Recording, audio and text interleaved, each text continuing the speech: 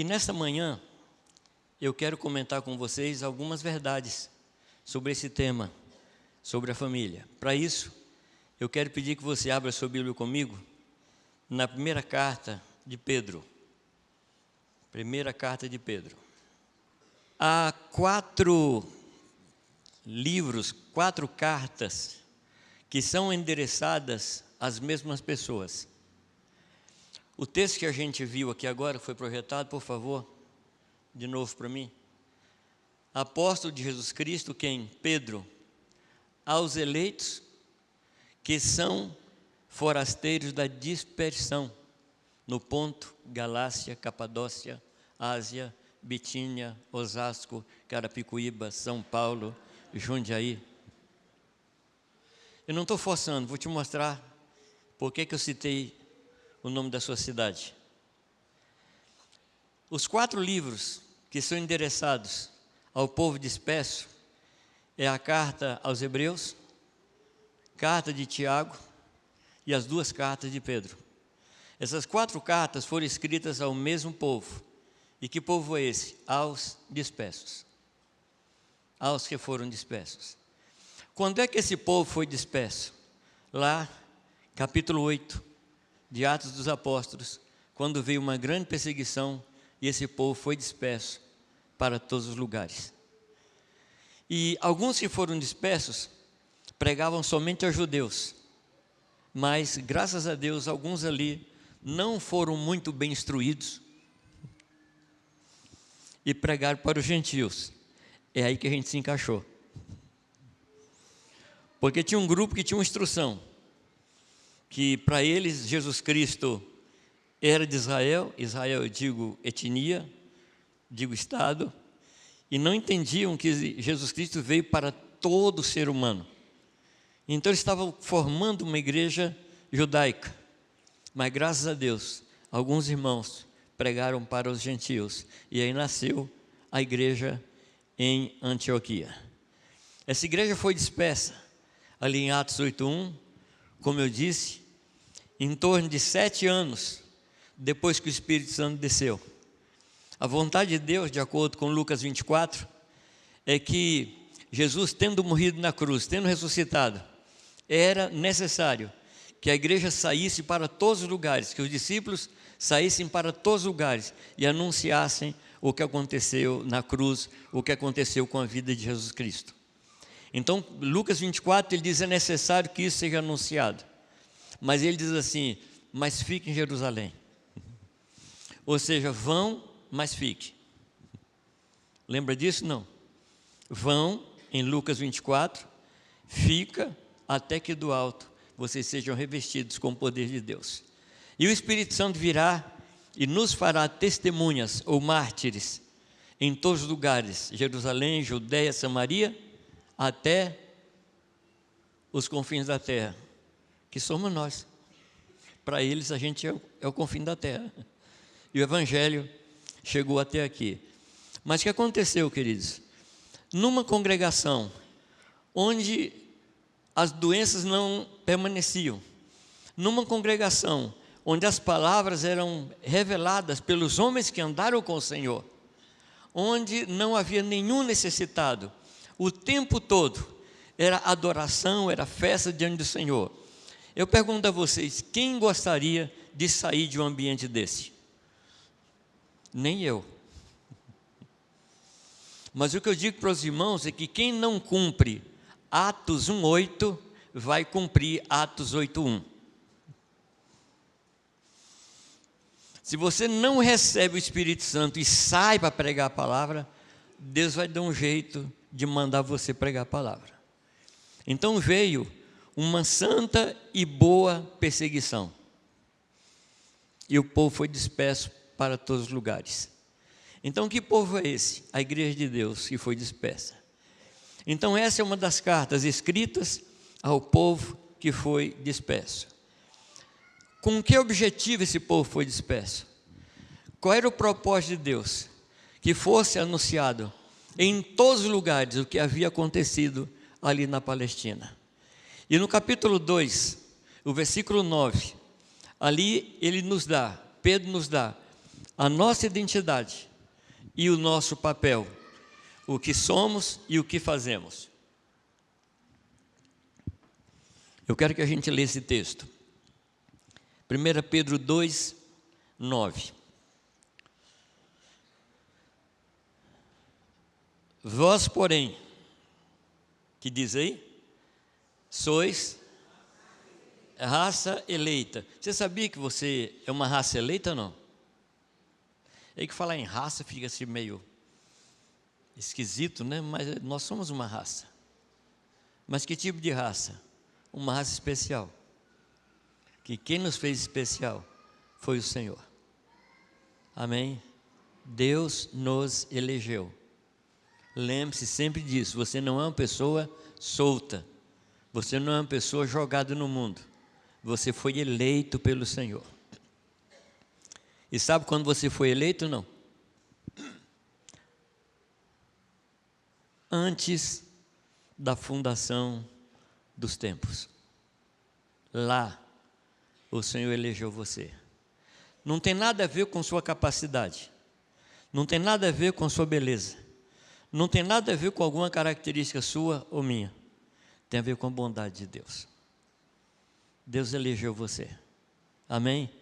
Que mais o texto fala?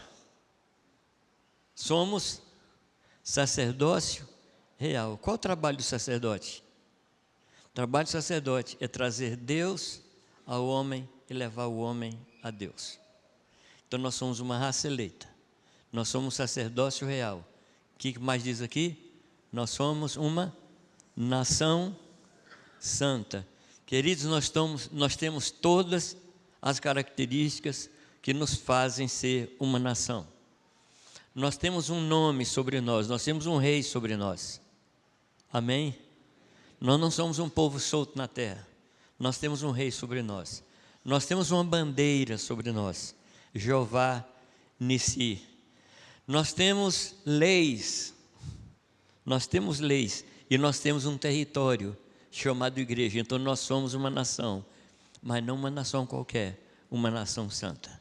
Santa no sentido não que deixou de fazer coisas, mas santa no sentido que foi separada para Ele. É isso que ele diz. E o texto fala que nós somos de propriedade. Propriedade? O que significa exclusiva? Por favor.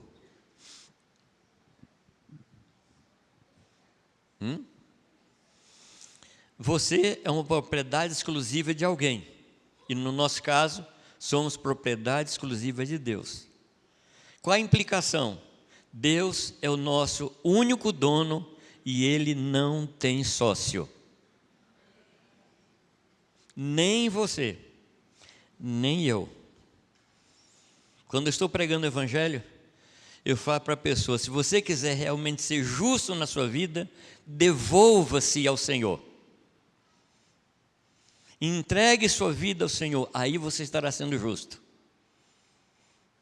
Quando se prega sobre justiça social, pelo menos os movimentos que eu vejo, sempre se fala em divisão de bens, em uma divisão, vamos dizer que onde todos tenham o necessário. Mas normalmente quem fala isso, fala pensando nos bens do outro. Tem que haver justiça social, você tem que repartir comigo o que você tem. Por isso que esse negócio não dá certo. Só dá certo se a justiça social começar em mim, eu repartir o que eu tenho com outros. Aí sim é a justiça de Deus operando. Amém? Voltando, nós somos um povo que é propriedade exclusiva de Deus. Então o que eu preciso? Eu tenho que viver uma vida para Ele, dedicada a Ele. Amém? Ele me formou e Ele me comprou. Andar de forma diferente, fazendo o que eu quero, na minha vontade, eu estou cometendo um crime previsto na lei brasileira, que é apropriação indébita.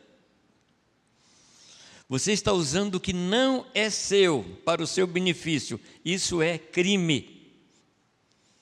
Deus comprou você. mas Ele já tinha formado você. E tudo isso com um objetivo. Qual o objetivo? Que está no versículo 9.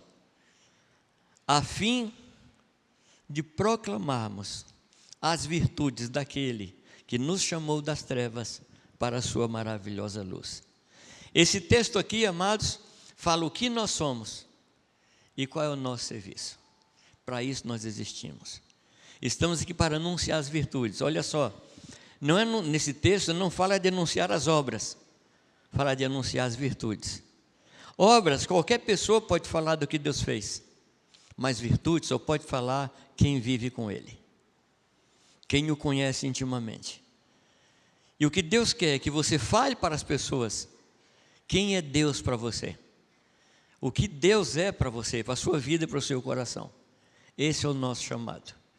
E Deus nos espalhou por todos os cantos da terra para isso.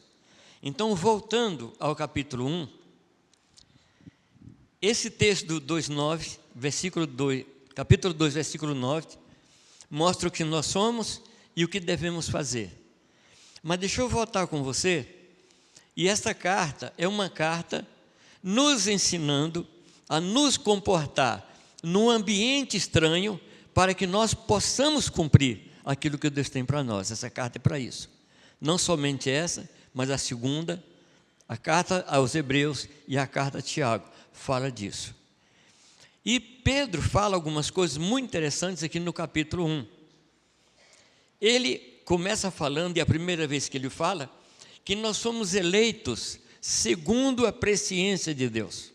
Deus nos elegeu, Deus nos apontou. Por favor, ninguém queira fazer a pergunta para mim agora sobre predestinação. Não é o tema. Não é o tema. Então fomos eleitos. Quando? Antes da fundação dos tempos. A segunda coisa que ele fala está no versículo 3. Versículo 3 diz: bendito seja o Deus e Pai do nosso Senhor Jesus Cristo, que segundo a sua grande misericórdia nos gerou de novo, ou seja, nos regenerou. Nós nascemos do nosso pai e da nossa mãe, e Deus nos tomou e nós nascemos dele. O meu pai na fé, ele dizia: quem nasce uma vez só, morre duas. Quem nasce duas, morre uma só. Então dá um jeito a isso, se não aconteceu com você ainda, dá um jeito de nascer duas vezes. Uma você já fez, a outra é nascer no reino de Deus. Isso a palavra chama de regeneração. Ele nos gerou de novo. E a outra coisa que ele fala, no versículo 5, que é mediante a fé, ele diz que estamos guardados dentro da virtude de Deus. E aqui ele coloca uma preposição que ele indica destino. Na primeira palavra, capítulo 1, versículo 2, ele diz que nós somos eleitos, mas também ele mostra por que fomos eleitos. Ele diz que nós somos eleitos para obediência. Fomos eleitos para obediência. E aí, amados, eu não resisto, eu preciso fazer a pergunta: você é obediente?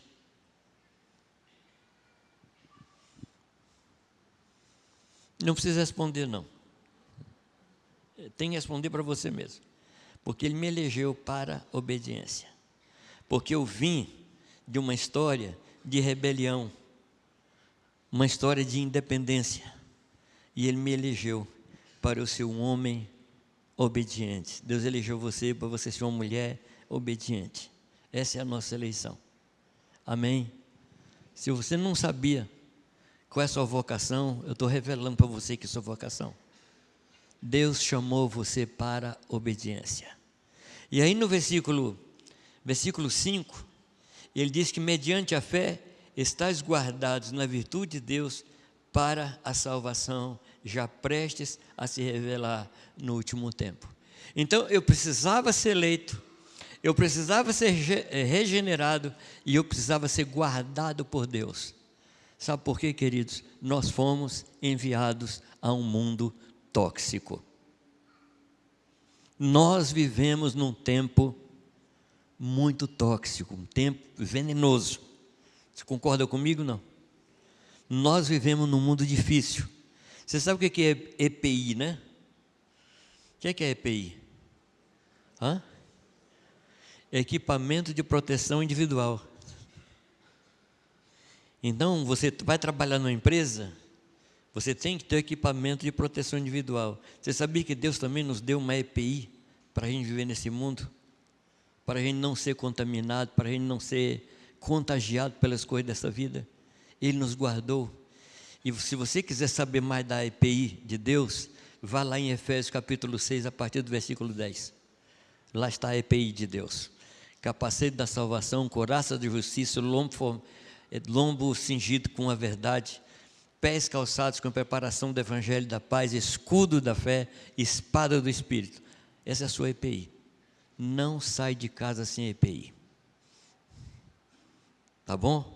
Não sai de casa, porque o ambiente que a gente está é extremamente perigoso. Mas Deus não nos guardou do mundo, Ele nos guarda no mundo. Dentro do mundo, Ele nos guarda por causa do trabalho que Ele tem nos dado. Agora o versículo 13, depois que Ele fala tudo isso, Ele diz assim, olha, portanto, cingindo os lombos do vosso entendimento, sede sóbrios e esperai inteiramente na graça de Deus. O que é cingir os lombos? Não sei se você conhece bem o interior do Brasil, se você já chegou naqueles lugares onde as mulheres lavam roupa, assim na beira do rio, não sei quantos já viram isso, as mulheres abaixam ali e pegam a saia, puxa aqui assim e prende aqui. Então você já viu isso? Isso é cingir. Isso acontece lá em Êxodo capítulo 12, quando fala do povo, quando eles comiam a Páscoa, eles deviam cingir, e por quê? Porque eles estavam de saída, eles iam viajar, eles iam correr. Nós temos que cingir o lombo do nosso entendimento, guardar, proteger nesse ambiente que nós estamos. E ele fala como é isso, amados. Primeiro, sendo sóbrios. Sendo sóbrios. O contrário de sobriedade é embriaguez. Nós não podemos nos embriagar com as coisas desta vida. E o que nos embriaga não são as coisas ruins. O que nos embriaga são as coisas boas da vida. Sim ou não? Eu tenho constatado que o que atrapalha o discípulo de Cristo não é o pecado, são as coisas boas. Você concorda ou não? Você sabe por quê, querido? As coisas boas são inimigas das melhores. E as coisas melhores são inimigas das excelentes. E o caminho que Deus tem para nós é um caminho sobremodo excelente. Então, muitas vezes, Deus vai exigir de você que você abandone alguma coisa muito boa, que não é pecado, mas impede de você correr a carreira que está proposta. Amém?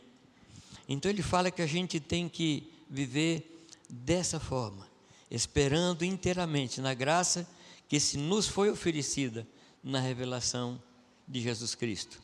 Versículo 14, como filhos obedientes, não vos conformando com as concupiscências que antes havia em vossa ignorância. Então, é assim que a gente tem que se comportar, por causa do trabalho que Deus está nos chamando a realizar. Então, Ele nos elegeu, Ele nos regenerou, Ele nos guardou e nos enviou para esse mundo. Você é um enviado de Deus onde você está. Amém? Eu não senti assim um amém.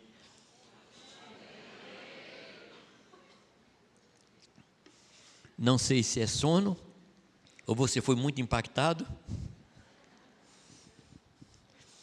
Esse livro, A Casa e a Igreja, qual é a minha proposta nesse livro? É que em cada rua das nossas cidades, haja ali uma família cheia de Jesus, como uma nova congregação naquele lugar. Eu não sei calcular não, mas alguém poderia me dizer mais ou menos quantos casais tem aqui? Quantas famílias tem aqui? Tem mais de 10, né? Vamos dizer que tem aqui 120 casais, 150 casais. De acordo com aquilo que eu tenho entendido de Deus, daqui vão surgir 120, 150 novas congregações. Eu vou falar de novo. Você perdeu uma chance tremenda. Vamos dizer que aqui tem 120, 150 famílias. O que é que Deus quer? É que a partir da sua casa surja uma nova congregação.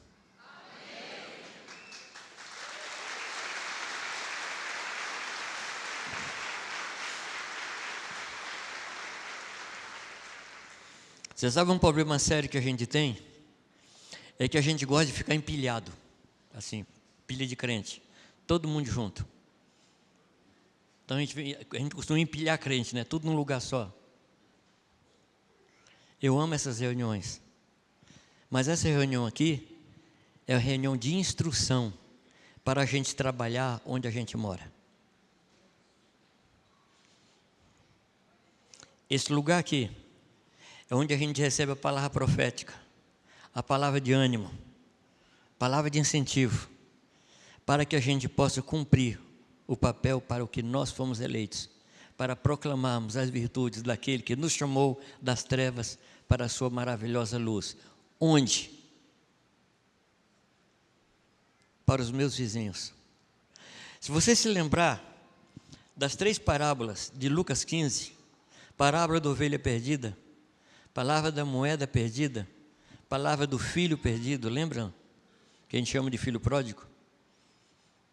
Ali fala, amados, as 3 parábolas falam uma só coisa. Na realidade, aquilo lá é uma parábola só, contada de diversos aspectos. E o impressionante é que as 3 parábolas terminam do mesmo jeito, com os vizinhos se alegrando. Você já reparou, não? As 3 parábolas terminam com o vizinho se alegrando. Isso significa, amados, que toda bênção de Deus na minha vida tem que trazer alegria para o meu vizinho. Sabe como é que é o nome disso? Não. Justiça social. Quando você reparte o que você tem com pessoas que não têm. Você sabe por que você mora no lugar onde você mora, não? Sabe? Tem gente que mora por desgraça. Mora por desgraça. Tem gente que mora por propósito. Morar por desgraça é você morar onde você mora e falar assim, um dia eu vou sair daqui. Deus vai me ajudar a sair daqui. Quem pensa assim, está sempre de saída, não conhece o nome de vizinho, não conhece o nome das pessoas que estão ao redor, porque realmente ele não quer ficar. Quem está de passagem não faz amizade. Isso é morar por desgraça. Mas tem gente que mora onde mora por propósito, que sabe que Deus colocou a sua família ali naquela rua, para que ela seja um testemunho aos que ainda não conhecem ao Senhor. Mas tem uma parábola, entre elas a parábola da dracma perdida, que eu acho fantástica.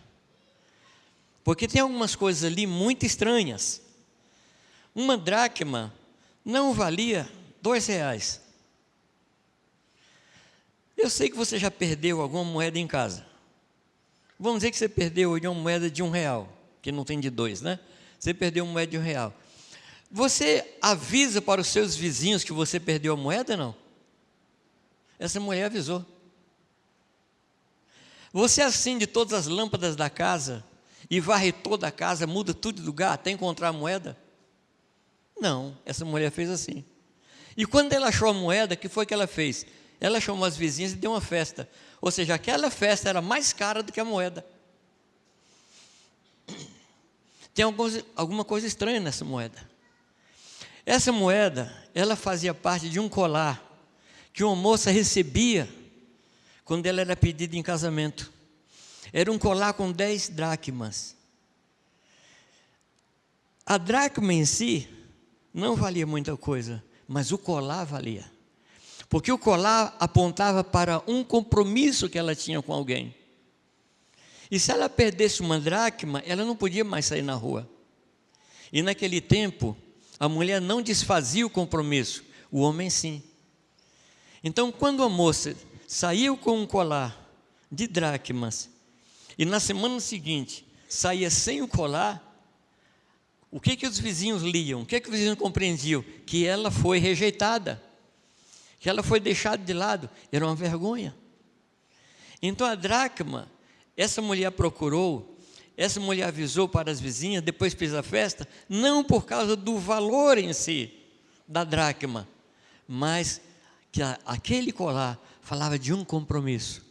E ela não queria que as pessoas soubessem ou pensassem que o noivo havia desprezado sua vida. Mas eu quero chamar a sua atenção. Onde é que essa mulher perdeu a dracma? Dentro de casa. É na casa que os valores espirituais são achados ou se perdem. É dentro de casa. É em casa que a gente cuida de pessoas, que a gente pastoreia, que a gente é pastoreado, que a gente é sustentado e que a gente sustenta. Pequenas coisas, por favor, obrigado, perdoa, amo você. Essas coisas que uma só delas não tem muito valor, mas revela o compromisso que a gente tem com o Senhor Jesus. Por isso que essa mulher deu essa festa. Então eu volto. Quando Deus restaura a sua vida na nossa casa, o cálice transborda e atinge os vizinhos. Você está onde você está, não é por sua causa, não. É porque Deus, de tal maneira, amou seus vizinhos, que mandou você para morar lá, para que nenhum vizinho pereça, mas tenha vida eterna.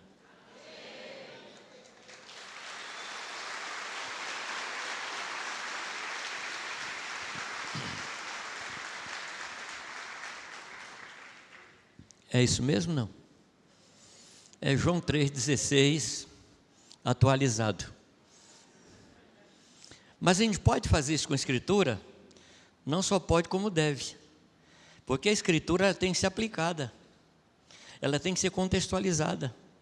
Quando a palavra diz que o Senhor enviou o seu Filho ao mundo, Ele veio. Mas onde é que está Ele hoje? Onde é que está o Filho que foi enviado? Assentado à direita do Pai. Então quem é o Filho enviado hoje? O Filho enviado está aqui, ó. Amém? Porque Deus amou de tal maneira que Itaúna. Porque Deus amou de tal maneira, fala o nome do seu bairro aí. Porque Deus amou de tal maneira, fala, o bairro é grande, vamos falar da rua. Porque Deus amou a minha rua de tal maneira que me enviou, para que na minha rua ninguém pereça, mas tenha vida eterna. Hoje de manhã, o que nós estamos fazendo? Nós estamos enviando apóstolos e apostilas, né? Ou epístola, se for pequeno, né? Estamos apostolando você para o seu ministério. O ministério não se cumpre aqui. O ministério se cumpre lá, onde você mora. Amém? E eu tenho me esforçado nisso, amados. Tenho procurado fazer isso. Ajudando os pastores a preparar os pais para que sejam pastores, sacerdotes e profetas, cada um na sua casa. E famílias que são quebradas, famílias que um se foi, se perdeu, essas famílias vão estar guardadas por famílias inteiras, por famílias que vão cobri-las, para que cada família, não importa o tamanho, não importa a condição, que cada família cheia de Deus encha a sua rua com a presença do Senhor. Que o bom perfume do conhecimento de Cristo seja sentido pelas pessoas que estão ao nosso redor. É isso que Deus quer para você. Mas deixa eu voltar aqui, em 1 Pedro capítulo 2, você vai perceber, a partir do versículo 21, que fala do nosso chamamento, Diz assim, por causa disso, porque para isto sois chamados. Para isto o quê? O verso 19 diz, para o sofrimento. Fomos chamados para o sofrimento. Esse é o nosso chamado. Amados, às vezes a gente pensa que Deus está muito, muito interessado no nosso conforto. Que Deus vai preparar para nós uma vida bem fofinha. Assim como pré o quê? Pré-céu. Mas eu posso lhe garantir que Deus não está preocupado com o seu conforto ou com o meu conforto. Mas se Deus estivesse preocupado com o conforto, o filho dele não teria nascido no estábulo. O filho dele não viveria os primeiros meses deitados num coxo onde animais comiam. O filho dele não seria filho de um carpinteiro, seria filho de um rei, seria filho de um sumo sacerdote e moraria em palácio. Se o Senhor estivesse preocupado com conforto, Jesus Cristo teria uma outra profissão, uma profissão que não exigisse tanto. Se o Senhor estivesse preocupado com conforto, o nosso Jesus não teria morrido na cruz. Se Ele não poupou o seu único filho, vai nos poupar? Mas o que importa não é o conforto. O que importa é a gente fazer o que Deus quer. Se isso nos custar alguma coisa, foi para isso que nós somos chamados. E aqui ele coloca um parâmetro para nós. Ele mostra como Jesus Cristo reagiu às calúnias, às ameaças, às provocações. Sendo caluniado, não caluniava. Sendo ameaçado, não ameaçava. E o texto diz que ele se entregava ao reto juiz. Era assim que Jesus reagia. E ele viveu dessa forma, deixando pegadas para que nós o seguíssemos da mesma forma. Amém? Então, capítulo 1, capítulo 2, traz para nós verdades tremendas, verdades transcendentais, verdades fabulosas. Mas eu queria chamar a sua atenção para o capítulo 3. Como é que começa o capítulo 3? O que é que diz na sua Bíblia? Semelhantemente. Esse semelhantemente está se referindo a quê? A Jesus Cristo. Como ele reagia, como ele se comportava. Ou seja, amados, Pedro faz uma viagem tremenda, uma viagem assim cósmica, uma viagem transcendental, e termina onde? Dentro da casa. Acontece a mesma coisa com a carta aos Efésios. Capítulo 1, capítulo 2 da carta aos Efésios, o 3, uma tremenda oração. Ele fala de coisas fantásticas, de coisas infinitas, até chegar no capítulo 5, dentro de casa. Você vai perceber esse movimento que Paulo sempre voltava para casa. Paulo sempre tratava com as nossas famílias. E é por isso que ele fala semelhantemente, mulheres. Como é que a mulher deve reagir? Como é que a mulher deve reagir ao sofrimento? Muitas vezes impingido por maridos que não obedecem.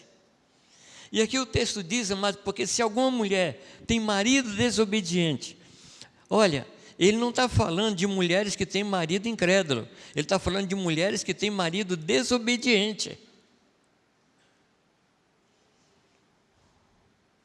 Porque tem homem que é crente, mas é um crente desobediente.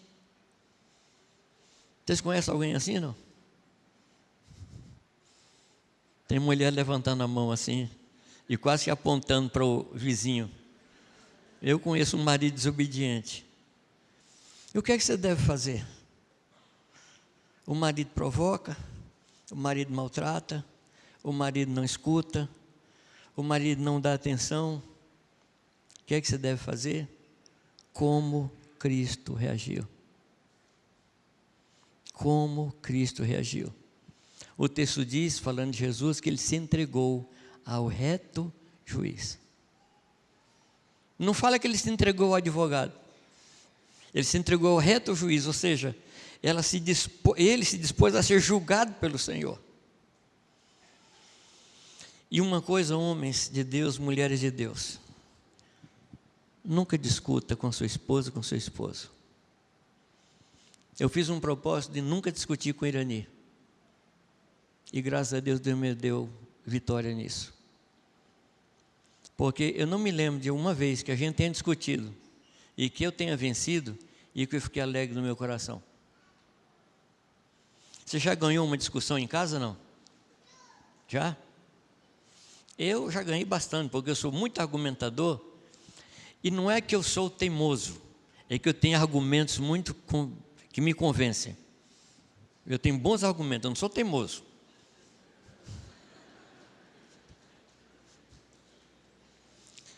Se você está certo, se você está certa, se aquilo que você está falando é de Deus, se aquilo que você está falando é honesto, Deus vai trazer luz.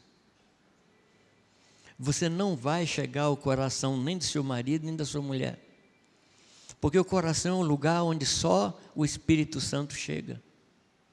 Falou? Precisa falar. A gente tem que andar na luz, falar o que pensa.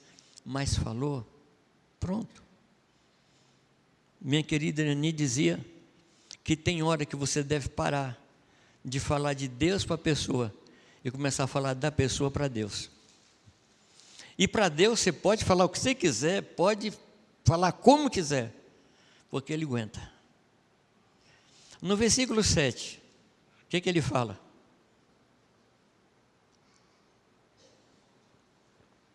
Fala aos maridos, mas ele fala igualmente. Igualmente a quem, amados? Igualmente a Cristo. Tanto para a mulher como para o homem, a referência é como Cristo reagiu. Essa é a referência. E ele fala para o homem que ele deve viver a vida com o mundo lá com entendimento ou discernimento. E aqui nos restantes dos textos, no restante dos verbos, fala como é viver a vida com entendimento e com discernimento. E a primeira coisa que ele fala é dando honra à mulher. Dando honra à mulher. Essa é a parte do homem. Agora a mulher não deve dar honra ao marido? Claro, claro. A palavra nos ensina, queridos, que a gente tem que considerar o outro superior a nós mesmos. Isso é dar honra.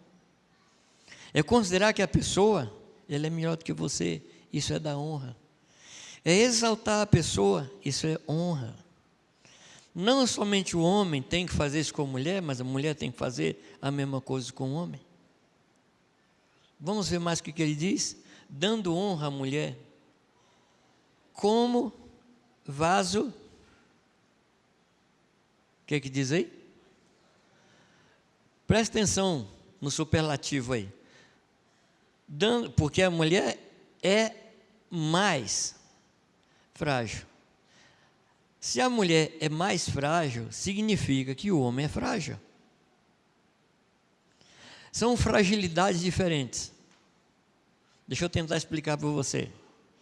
Existe um tipo de vidro, que é um vidro assim, aviação, Sica, Vigor. Conhece esse cristal? Cristal Vigor, cristal... Conhece? E tem uma fragilidade de uma taça, Strauss. Tem fragilidades diferentes.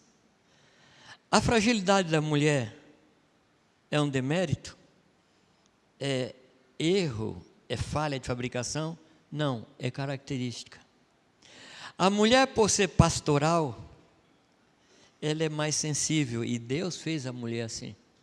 Deus fez a mulher com uma antena, com um ganho muito grande.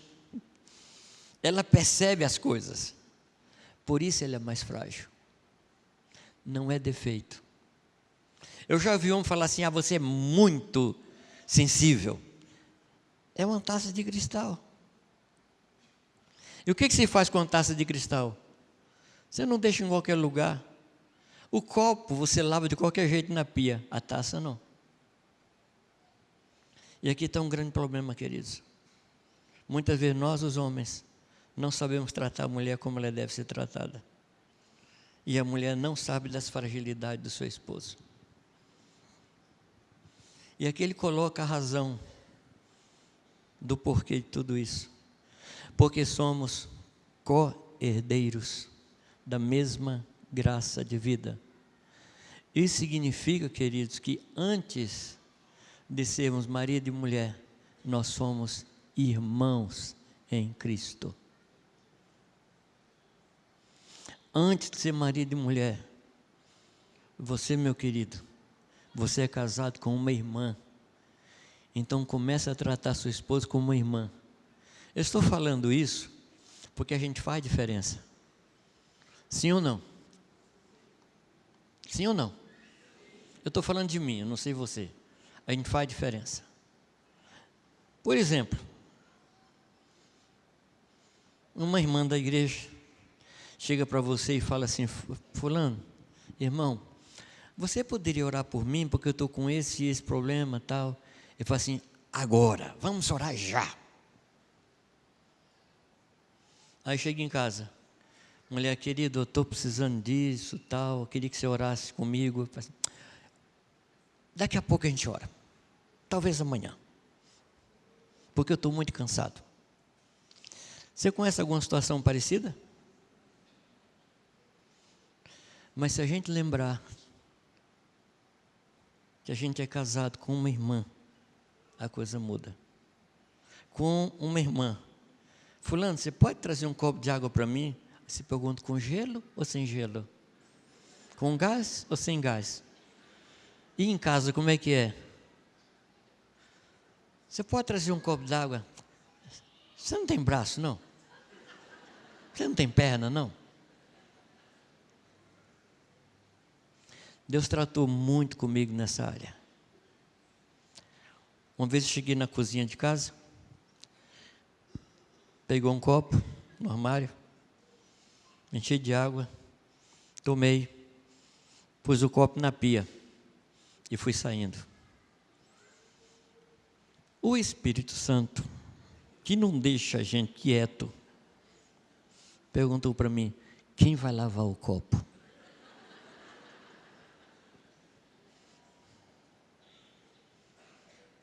É claro que eu não falei, foi a serva que tu me deste. Eu não falei isso. Eu não respondi. Eu fiquei com tanta vergonha que eu lavei o copo, enxuguei e coloquei no armário. Você sabe o que significa isso? Dar honra, cuidar, preservar. Eu tenho em casa um filho de 26 anos. Está precisando casar, viu, gente? Eu estou orando para uma moça lá cheia de Deus passar e sequestrar ele sem pedir resgate.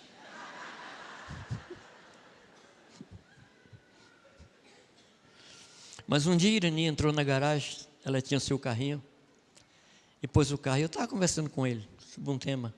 Peguei a chave da mão de Irani, tirei o carro da garagem, virei e coloquei de ré. Ele falou assim: pai, eu não entendi. Porque o carro estava na garagem. Você tirou o carro e pôs de novo. Falei, tudo bem, mas como é que sua mãe entrou? Entrou de frente. Qual é que é mais fácil para ela, sair de ré ou entrar de ré? O que é mais fácil para ela? Mais fácil para ela sair de ré, sair de frente. Falei, o que eu fiz aqui, eu estou facilitando a vida para ela. E o nome disso é honrar. Honrar pessoas. Mas estou falando de vida de igreja. Eu estou falando de vida de igreja. E qual é o perigo que tem aqui, queridos? O que é que ele fala aqui? Para que as nossas orações não sejam interrompidas. Tem muita família que Deus não ouve a oração há um bom tempo, porque a oração está interrompida.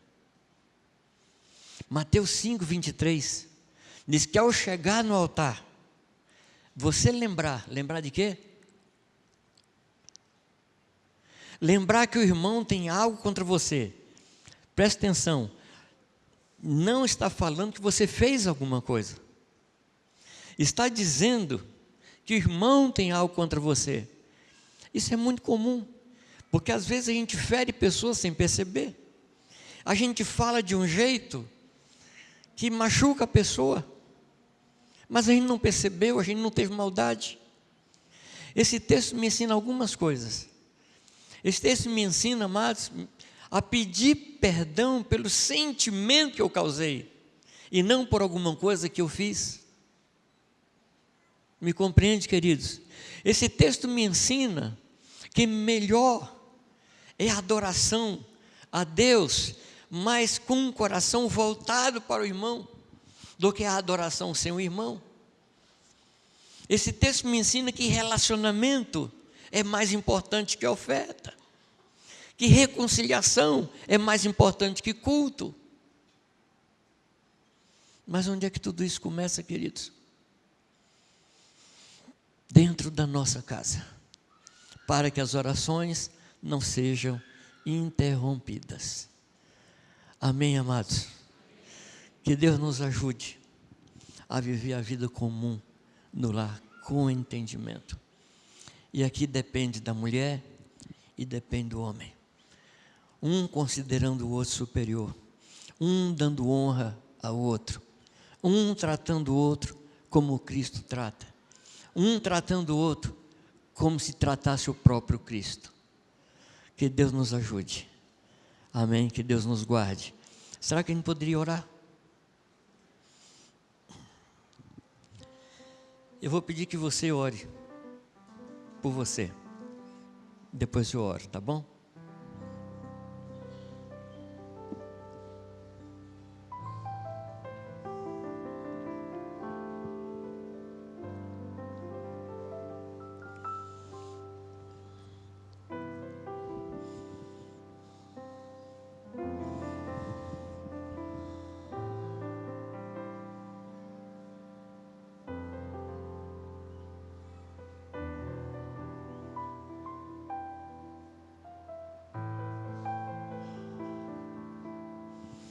Senhor Jesus, nesta manhã eu quero rogar que o Senhor escute cada oração que foi feita nesta hora, que o Senhor receba cada oração e responda segundo a tua riqueza na glória, segundo a tua misericórdia.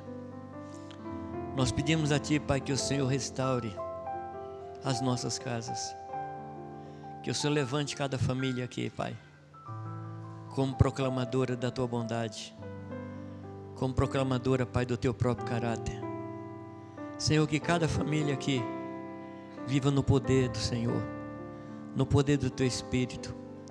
Levanta aqui, Senhor Deus, famílias santas que se colocam à tua disposição para anunciar o reino, anunciar a tua pessoa.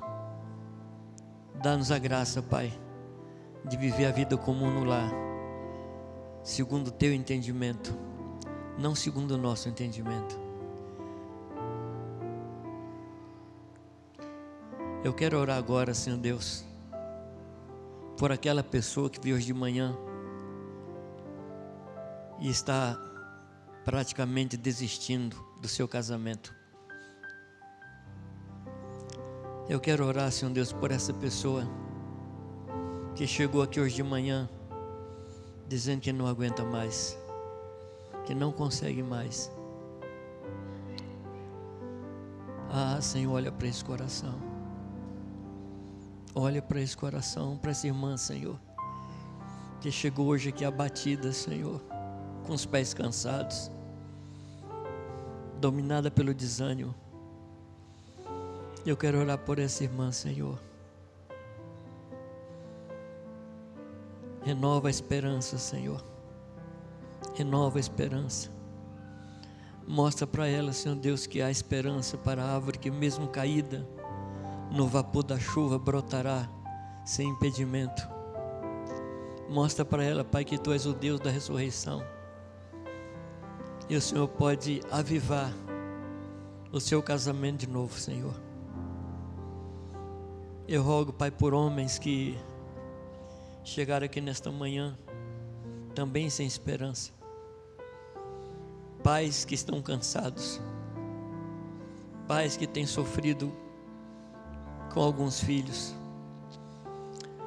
Tua palavra diz, Senhor Deus, que o Senhor trará os nossos filhos de longe nos braços. E eu quero pedir que o Senhor enche de esperança aqueles pais e mães que estão aqui, cujos filhos se perderam. Ah, Senhor, ah, Senhor,